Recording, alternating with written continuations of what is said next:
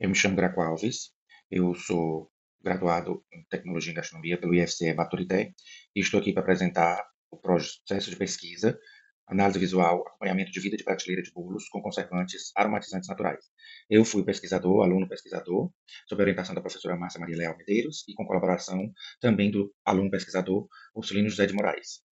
Como base, nós decidimos iniciar a pesquisa com a fonte de inspiração, referência, na expressão clean label, que tem como conceito inicial, dentro da gastronomia principalmente, que a comida seja muito direcionada à comida de verdade, comidas distantes do processado, do ultraprocessado.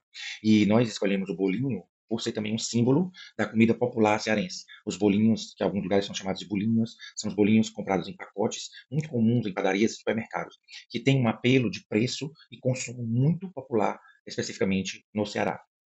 Como base, nós decidimos iniciar a pesquisa com a fonte de inspiração, referência, e aí esse consumo de bolinhos industrializados tem tido uma variação na procura e na variação da demanda, inclusive na variação de introdução de aditivos nesses produtos, devido a essa grande procura.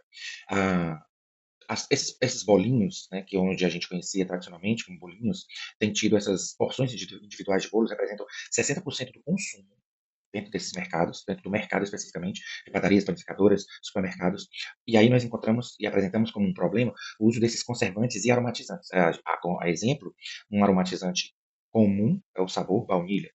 Ah, esses bolinhos, né, que onde a gente conhecia tradicionalmente como bolinhos, qual é a intenção que nós trazemos?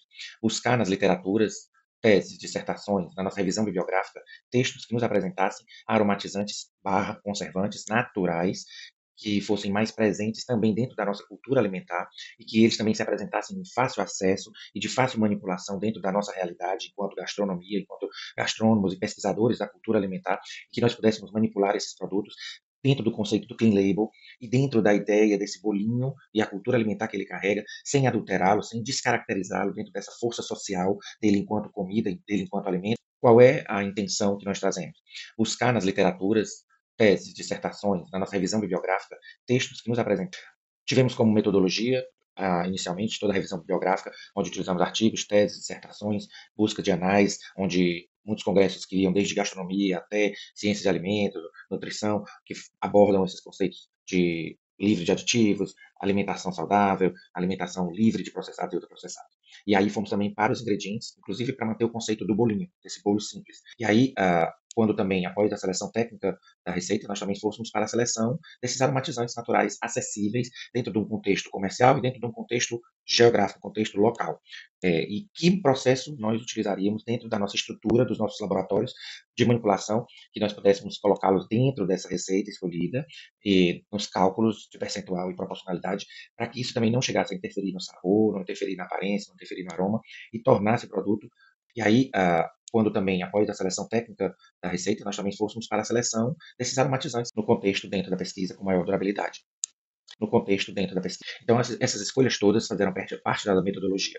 Então, as partes e as ações técnicas propriamente dita com a manipulação dos alimentos, que iam desde a organização dos insumos até a construção e organização da receita e produção da receita, também estão dentro desse processo metodológico. Né? O local também foi dentro dos nossos laboratórios, no Instituto Federal do Campus Baturité, onde nós tínhamos a cozinha, a cozinha quente, o laboratório da cozinha quente, o laboratório de panificação, o laboratório de análise sensorial, onde nós produzimos e tínhamos locais específicos para deixar as amostras em processo de observação. A avaliação era sempre pré, durante e após. Pré dos insumos, durante na produção dos bolinhos e após com a análise de prateleira. As partes e as ações técnicas propriamente dita com a manipulação dos alimentos, que iam desde a organização dos insumos até a construção e organização. Nós temos aqui uma figura com um organograma de como a gente tinha um procedimento metodológico de conduzir a produção desses bolinhos, né? Que é o foco material da nossa pesquisa. Então a gente ia desde o preparo dos ingredientes até a finalização com a montagem. No final nós temos com e sem spray, com e sem ar, que foi uma opção da primeira produção, onde nós colocamos os bolinhos a fim de reproduzir como eles são vendidos no comércio. São vendidos em embalagens, que são sacos, sacos plásticos, e aí nós quisemos implantar o teste com ar e sem ar, através de uma bomba mecânica que tirava o ar desse saco. e as proporções também de aromatizantes eram diferentes em sacos diferentes. Os cálculos dessas proporções, com ar e sem ar, eram variadas, e aí nós tivemos tempo de observação dentro dessas condições. Aqui tem a imagem do bolinho assado, onde nós já havíamos feito teste de odor e de sabor para ver se o aromatizante não alterou o sabor e se após o assamento também não houve prejuízo, uma evaporação muito grande, por exemplo, desse aromatizante. Essa bombinha era uma bombinha de prática manual para aplicação de uma fina camada também desse aromatizante com a intenção de criar uma película protetora desse aromatizante na intenção de criar uma proteção também fúngica, antifúngica, em torno do bolinho, para quando fosse para a embalagem, isso já fosse embutido ali, essa proteção. No meio, uma amostra do saquinho com ar e do lado direito uma amostra do saquinho sem ar. E o que está escrito no saco é a formulação que cada um tem ali naquele bolinho. Nós usamos as cores também para identificar os saquinhos e suas formulações, e o ar e o sem ar para ver o tempo de proliferação de possíveis agentes fúngicos ou outro tipo de manifestação que fosse considerar o produto inapto para consumo. E aí nós já tivemos aqui, apresento aqui ó, resultados de discussões, porque a pesquisa, ela aparentemente pode parecer simples, mas ela exige um grau de complexidade clara. A gente sempre tinha que ter uma prática constante, que na produção de bolinhos a gente tinha sempre que fazer uma análise de odor, de sabor e de aparência, para depois colocá-los nas embalagens e depois colocá-los na prateleira. Então, entre nós tínhamos sempre que fazer isso, era rotina. Escolhida a receita, feita a receita, assados, protegidos, embalados. A gente tinha que ter sempre uma amostra para fazer a degustação entre nós mesmos, para que a gente também tivesse constando nos nossos relatórios. O registro fotográfico era sempre passo a passo. Pesagem, produção, assamento, insumos, todo o material foi registrado em foto. Algumas coisas feitas em vídeo também, desde o maquinário utilizado até as massas cruas, os insumos comprados prontos, os insumos in natura, todos foram feitos em registro.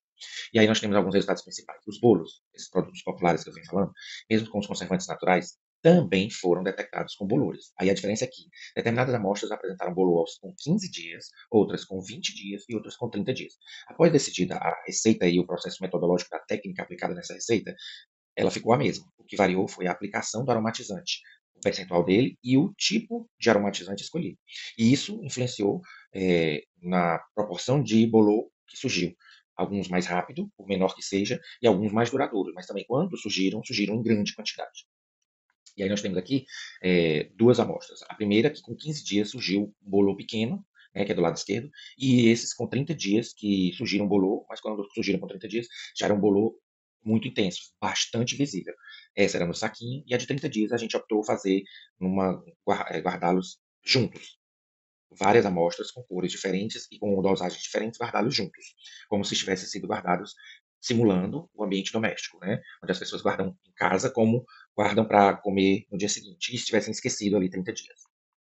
Resultados de discussões. A avaliação sensorial com escala hedônica com voluntários não foi possível ser aplicada, devido a essa complexidade de que a gente precisa fazer escolhas extremamente calculadas e adequadas, desde os mínimos insumos até os percentuais aplicados nas receitas e nas técnicas, o período de observação para daí escolher uma amostra, e essa amostra eleita seria a amostra a ser apresentada para os voluntários. E aí aplicar para um número X de voluntários, isso não pode ser possível devido à demanda de tempo, e isso foi um passo que ficaria para um plano 2 da continuidade dessa pesquisa. E isso também já é um diagnóstico que demonstra que essa pesquisa, por ela ter essa complexidade, ela demonstra a necessidade de continuação. Né? E aí a produção de bolos com conservantes naturais é eficaz, porém é um desafio complexo, exatamente por isso, por lidar com questões delicadas, que trata de conservação de alimentos, diminuição de processados e uma introdução de produtos novos. Resultado de discussão. Ele precisa de envolver equipes multidisciplinares de análise, inclusive análises laboratoriais das amostras, para quantificar outros itens que foram surgindo durante o processo de análise de prateleira. Então, isso necessitaria de mais tempo, mais alunos envolvidos e, quem sabe, até novos aromatizantes pudessem entrar na pesquisa de forma a ter mais opção de aromatizantes para que a gente ganhasse mais tempo de análise de prateleira e a aplicação da escala hedônica. O importante é que precisa também de mais financiamento, que a gente possa levar para laboratórios diversos essas amostras e também possa construir com outras instituições de pesquisa possibilidades de análise desses produtos, e esses produtos possam ganhar uma nova cara dentro do conceito mercadológico, que a gente possa levar.